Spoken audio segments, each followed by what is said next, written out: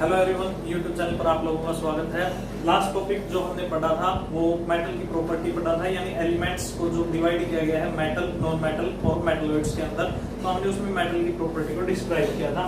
आज हम जो प्रॉपर्टी डिस्क्राइब करने जा रहे हैं वो नॉन मेटल की। देखो, मैं ये जनरल प्रॉपर्टी बता रहा हूँ आपको, और जो इसमें एक्सेप्शनल केस है वो साथ के साथ बता रहा हूँ। बस आपको जो जनरल प्रॉपर्टी है सबसे बेस्ट क्या है और जो एक्सेप्शनल केस क्या है बस वही याद रखने हैं, और इसमें इतने ज्यादा डीपली जाने की जरूरत नहीं है आपको। नॉन मेटल ये हमें तीनों स्टेट के अंदर मिलते हैं। ये सॉलिड में भी है, लिक्विड के अंदर भी है और गैसेस के अंदर भी है। क्लियर? फर्स्ट प्रॉपर्टी जो हमने मेटल की पढ़ी थी मैलिएबल, तो इनके पास नॉट मैलिएबल, ये मैलिएबल नहीं है, यानी हम इनको बीट करके चादरों में कन्वर्ट नहीं कर सकते। इनके पास एक प्रॉपर्टी होती है जिसको बोला जाता है ब्रिटल। ब्रिटल का मतलब होता है that can be broken into pieces on hammering, यानी जिसके ऊपर अगर हथौड़े से वार कर दिया जाए और वो टुकड़ों में टूट जाए तो ऐसी प्रॉपर्टी को ब्रिटल बोलते हैं। तो ये ब्रिटल होते हैं, ये मैलिएबल नहीं होते हैं। Second one, ductile, not ductile. किसी सब्सटेंस एलिमेंट को डक्टाइल बोला जाता है, उसकी प्रॉपर्टी को ductility, malleability, brittleness. Clear? Brittleness, malleability, ductility, that is a property. अगर आप एलिमेंट की बात कर रहे हो तो malleable, ductile and brittle. Clear? खुद एलिमेंट को अगर आप बोलोगे तो वो ब्रिटल है, वो डक्टाइल है या वो मैलिएबल है। अगर उसकी प्रॉपर्टी करें जिसकी वजह से ये बिहेवियर शो करता है, अगर वो मैलिएबल है तो उसकी प्रॉपर्टी मैलिएबिलिटी है, अगर वो ब्रिटल है तो उसकी प्रॉपर्टी ब्रिटलनेस है, अगर वो डक्टाइल है तो उसकी प्रॉपर्टी डक्टिलिटी है। Clear to all? अगर हम लस्टर की बात करें, लस्टर तो कोई भी नॉन मेटल लस्टर नहीं है, सिर्फ आयोडीन को छोड़ देते। आयोडीन उसके पास चमक होती है, that is a lustre. Exceptional case, तो इसलिए आपको याद रखना पड़ेगा लस्टर। कंडक्टर की अगर हम बात करें, कंडक्टर तो कोई भी नॉन मेटल कंडक्टर नहीं है। अगर हम बात करें डायमंड की, एक्सेप्शनल केस है ये हीट का कंडक्टर है। अगर हम बात करें ग्रेफाइट की तो ये इलेक्ट्रिसिटी का कंडक्टर है। और डायमंड और graphite that is a allotropy form of carbon. एक कार्बन की एलोट्रोपी फॉर्म होती है। अब what do you mean by allotropy form?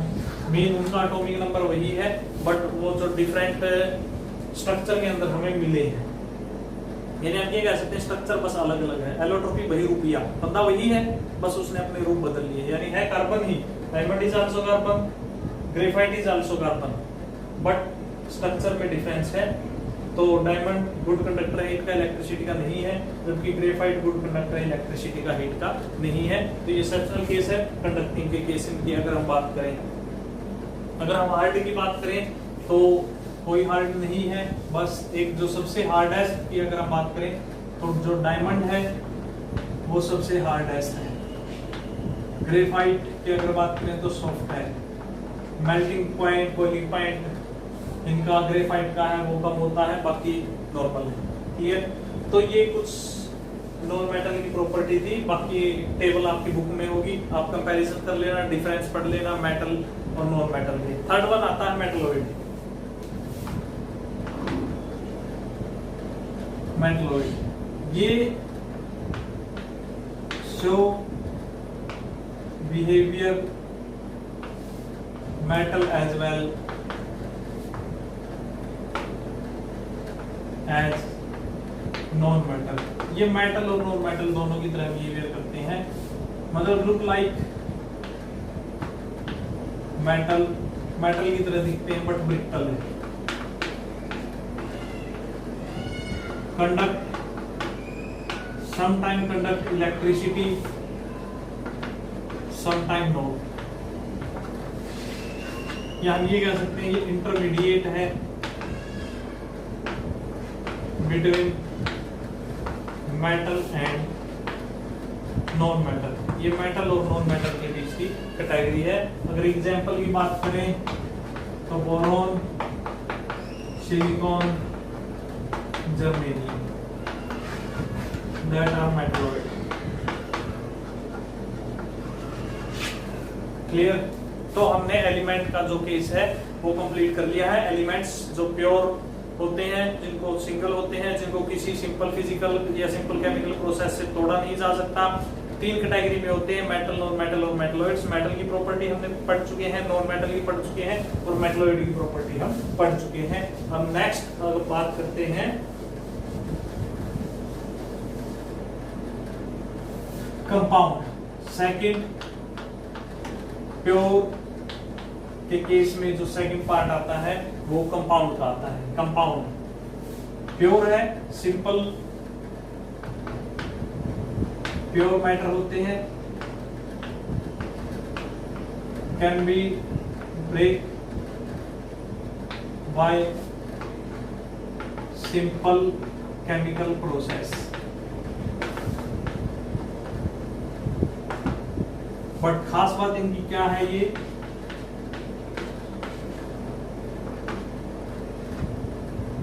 they are formed by element in fixed proportions by mass। ध्यान में रखना, by mass यानी ये जब भी कंपाउंड बनता है तो एलिमेंट का जो कॉम्बिनेशन होता है उनका जो रेशियो रहेगा वो फिक्स रहेगा और वो बाय मास फिक्स रहेगा। यानी अगर हम वही रेशियो लेंगे तो वो बन सकते हैं, वरना वो नहीं बन सकते। अगर हम कंपाउंड का एग्जांपल लें, जैसे वाटर, देखो एटॉमिक नंबर मैंने आपको बताया है, एटॉमिक नंबर आपको याद रखने हैं।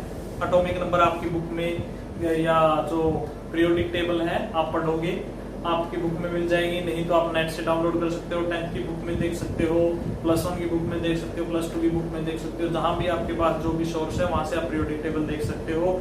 जो एलिमेंट जिस नंबर पे होता है वो उसका एटॉमिक नंबर होता है। जैसे हाइड्रोजन नंबर 1 पे है तो उसका एटॉमिक नंबर 1 है, हीलियम नंबर 2 पे है तो उसका एटॉमिक नंबर 2 है।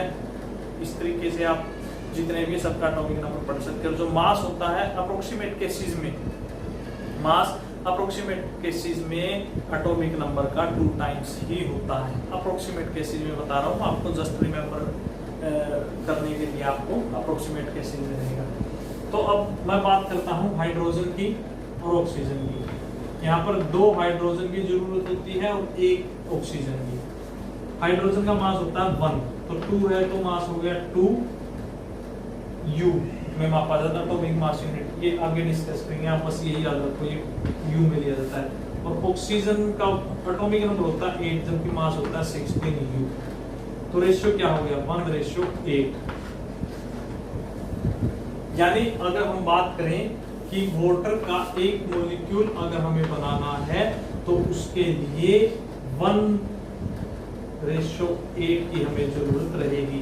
फॉर एग्जाम्पल हमारे पास H2O है, इसके अगर हम मास की बात करें, मान लीजिए कि इसका 99 U मास हमारे पास है, H2O का मास हमारे पास 99 U। अब हमें बताना है इसमें हाइड्रोजन कितने होंगे, ऑक्सीजन कितने, हमें पता है ये 1:8 में मिलते हैं। तो 1 + 8 = 9, यानी H की अगर हम बात करें तो 1/9 × 99 यानी 11 U। और ऑक्सीजन की अगर हम बात करें 1/8 × 99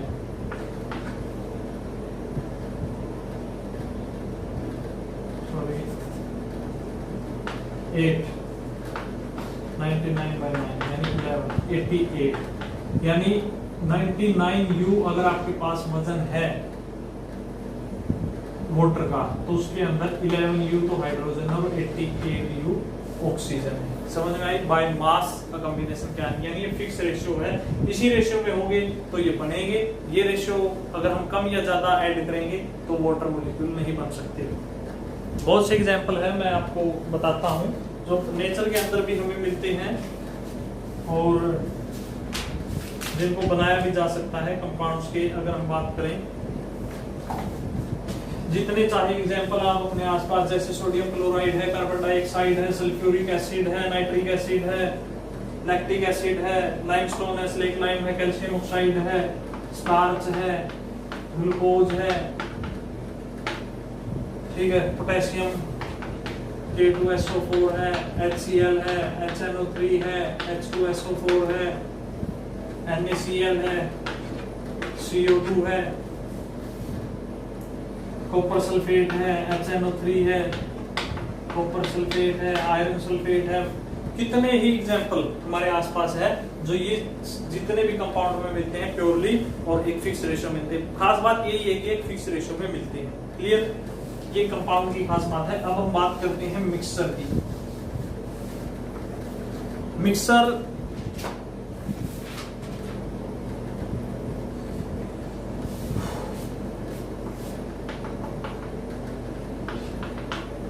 ये होता है टू और मोर एलिमेंट का आपस के अंदर मिक्स होना, बट उनका कोई फिक्स रेशियो नहीं होता है, वो किसी भी रेशियो में ऐड अप किए जा सकते हैं। जैसे कि अगर हम सैंड और शुगर को ऐड करते हैं आपस के अंदर, ठीक है, कोई हमारे पास सिंपल सैंड है, ये भी मिक्सर है। हमारे पास एक पॉल्यूटेड एयर है, ये भी एक मिक्सर है। एक अनपॉल्यूटेड एयर है, ये भी मिक्सर है। तो इनका कोई फिक्स रेशियो नहीं है कि ये किस रेशियो में रहेंगे, किस में नहीं है। हाँ, हम इनको डिवाइड कर सकते हैं कि मिक्सर हमारे पास दो तरह के हो सकते हैं, होमोजीनियस और हेटेरोजीनियस। ये वैसे भी मैं पहले डिस्कस कर चुका हूँ, एक बार फिर मैं डिस्कस कर रहा हूँ और जल्दी से इस टॉपिक को खत्म करते हैं। फिर कंपाउंड और मिक्सर में एक एग्जांपल दूंगा आपको, कंपाउंड और मिक्सर का जो डिफरेंस है वो आपको क्लियर हो जाएगा। तो होमोजीनस और हेटेरोजीनस। होमोजीनस, होमो का मतलब होता है सेम,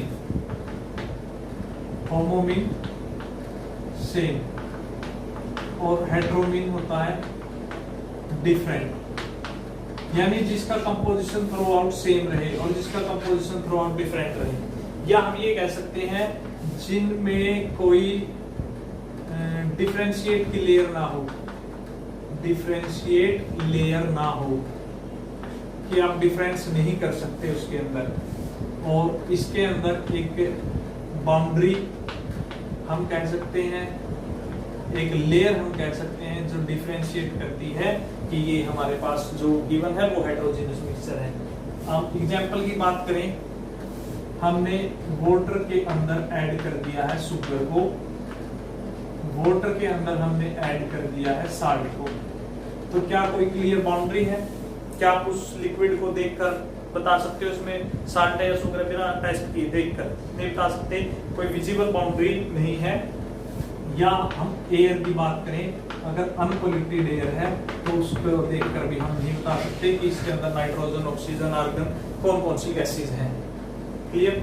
तो ऐसे को होमोजीनस मिक्सचर बोलते हैं, और होमोजीनस के अंदर लगभग जो है वो सॉल्यूशंस ही आते हैं। सॉल्यूशंस यानी सॉल्यूशंस को होमोजेनियस की कैटेगरी के अंदर रखा गया है। Clear? Next one, heterogeneous mixture, जिसमें हम कह सकते हैं वो प्रेसिपिटेट हो। प्रेसिपिटेट का मतलब होता है अनडिजोल्व, से लिक्विड के अंदर अनडिजोल्व हो, वैसे ही तैर रहे हो, उनको बोल सकते हैं। अगर हम पानी के अंदर मिट्टी डाल दें तो, अगर हम शुगर के अंदर सैंड ऐड कर दें तो, अगर हम ऑयल के अंदर वाटर ऐड कर दें तो इस तरीके के जो भी हमारे पास मिक्सचर है वो हेटेरोजीनियस है, उनकी क्लियर बाउंड्री है। हम पानी और मिट्टी बता सकते हैं, देखते ही कि मिट्टी है और पानी है। हम बता सकते हैं शुगर के अंदर सैंड मिली हुई है। हम बता सकते हैं कि जो ऑयल है, ऑयल और वाटर आपस के अंदर मिक्स है, क्योंकि एक सेपरेट बाउंड्री बनाते हैं। और इसके अंदर दो कैटेगरी डिवाइड की जाती है। सस्पेंशन, सस्पेंशन का मतलब होता है लटके हुए। कोलाइडल, सस्पेंशन और कोलाइडल हेटेरोजीनियस की कैटेगरी के अंदर आते हैं। डिफरेंस ज्यादा नहीं है कोलाइडल और सस्पेंशन में, बस पार्टिकल के साइज की बात है। पार्टिकल का साइज बड़ा हो या छोटा हो, उस पार्टिकल के साइज के अकॉर्डिंग ही हमने सस्पेंशन और कोलाइडल है। बात वही है, दोनों किसी लिक्विड के अंदर तैरते रहते हैं, सेपरेट बाउंड्री बनाते हैं। है क्या ये हम आगे बढ़ेंगे। तो अब हमने मिक्सर के बारे में पढ़ा, कंपाउंड के बारे में पढ़ा, मिक्सर और कंपाउंड दोनों दो या दो से ज्यादा एलिमेंट के मिलने से ही बनते हैं, बट डिफरेंस हमने पढ़ा कि यहाँ पर इनका रेशियो बाय मास फिक्स होता है। कंपाउंड तभी बनेंगे जब उसी रेशियो में मिलाए जाएंगे, वरना नहीं बनेंगे। और कंपाउंड को सिंपल केमिकल प्रोसेस से तोड़ा जाता है, सिंपल फिजिकल प्रोसेस से नहीं तोड़ा जा सकता, जबकि मिक्सर को सिंपल फिजिकल प्रोसेस से तोड़ा जा सकता है। फॉर एग्जाम्पल, अब हमारे पास एक आयरन के अंदर हमने सल्फर को मिक्स किया है। सल्फर, आयरन के अंदर सल्फर को मिक्स किया है। आयरन का बारीक पाउडर लिया, सल्फर डाल दिया, मिक्स कर दिया, दैट इज अ मिक्सर। हमने आयरन के अंदर सल्फर को डालकर गर्म किया है और एक रेशियो में आयरन सल्फाइड, एक ब्लैक कलर का पाउडर हमें मिल गया है, जबकि येलोइश पाउडर है, येलोइश, और ये हमारे पास ब्लैक कलर का पाउडर हो गया है। ये हमने कंपाउंड तैयार किया आयरन का और सल्फर का, ये हमने मिक्सर तैयार किया आयरन का और सल्फर का। अब डिफरेंशिएट देखना है हमें कि मिक्सर क्या होते हैं, कंपाउंड क्या होते हैं। हमने सिंपल फिजिकल प्रोसेस इस्तेमाल करनी है, सिंपल फिजिकल प्रोसेस। हमने लिया मैग्नेट, हमको ये पता है कि मैग्नेट आयरन पार्टिकल को अपनी तरफ अट्रैक्ट करता है। आयरन पार्टिकल मैग्नेटिक पार्टिकल होते हैं जो मैग्नेट से अट्रैक्ट होते हैं। तो इस मिक्सर पे हमने मैग्नेट को अप्लाई किया तो आयरन अलग हो गया और सल्फर अलग हो गया, क्योंकि हमें आयरन की फिजिकल प्रॉपर्टी पता थी, क्योंकि वो मैग्नेट से अट्रैक्ट हो सकता है। हमने फिजिकल प्रॉपर्टी को अप्लाई किया। अब पता तो हमें यहाँ भी आयरन अट्रैक्ट हो सकता है, तो हमने यहाँ भी मैग्नेट का इस्तेमाल किया और मैग्नेट का इस्तेमाल करते ही ना आयरन अलग हुआ ना सल्फर, यानी FeS एज इट इज है। कंपाउंड पे सिंपल फिजिकल प्रोसेस अप्लाई नहीं हुई, मिक्सर पे सिंपल फिजिकल प्रोसेस अप्लाई हो चुकी है। क्लियर। सेकंड, हमने यहाँ लिया कार्बन डाइसल्फेट लिक्विड, वो क्या कर सकता है, वो सल्फर को अपने अंदर घोल सकता है। सल्फर उसके अंदर घुल गया, हमने सॉल्यूशन को छान लिया और आयरन हमें अलग मिल गया। कार्बन डाइसल्फेट डालते ही सल्फर घुल चुका है, आयरन अलग हो चुका है, सिंपल फिजिकल प्रोसेस से। यहाँ हमने कार्बन डाइसल्फेट का इस्तेमाल किया, कुछ अलग नहीं हुआ, कुछ नहीं घुला। कंपाउंड पे सिंपल फिजिकल प्रोसेस इस्तेमाल करते ही कुछ नहीं हुआ। अब हमने इसको हीट किया, मिक्सर और डाला, हीट किया, मिक्सर और डाला, हीट किया, मिक्सर और डाला, हीट किया। हर बार इसका मेल्टिंग और जो बॉइलिंग पॉइंट था वो अलग था, जबकि हमने आयरन सल्फेट जो ब्लैक कलर का पाउडर है उसको तैयार करके गर्म किया, उसका हर बार मेल्टिंग और उसका हर बार बॉइलिंग पॉइंट फिक्स आया। क्लियर। अगर हम बात करें आयरन सल्फर 5632 बाय मास की अगर बात करें तो 7:4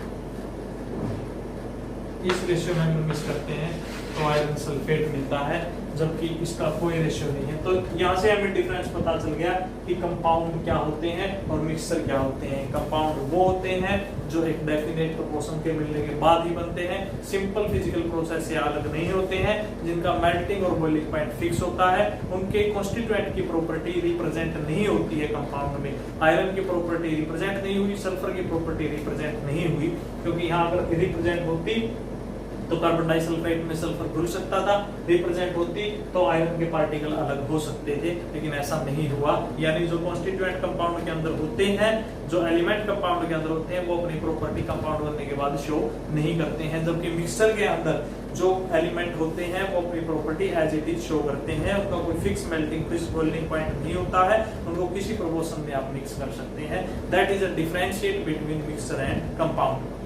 उसके बाद आप अपने बुक में मिक्सचर एलिमेंट और कंपाउंड से रिलेटेड जो भी तो कुछ एक पॉइंट अगर रह भी गए हैं तो वो आप वहां से डिस्कस कर लेना। तो नेक्स्ट क्लास के अंदर हम पढ़ते हैं मिक्सचर के जो पार्ट है, सॉल्यूशन, सस्पेंशन और कोलाइडर, और इसकी प्रैक्टिस आप ज्यादा से ज्यादा करें, रीडिंग पे मेन फोकस रखें, और सबसे जरूरी बात, इस चैनल को ज्यादा से ज्यादा लाइक, शेयर और सब्सक्राइब करना ना भूलें। Thank you.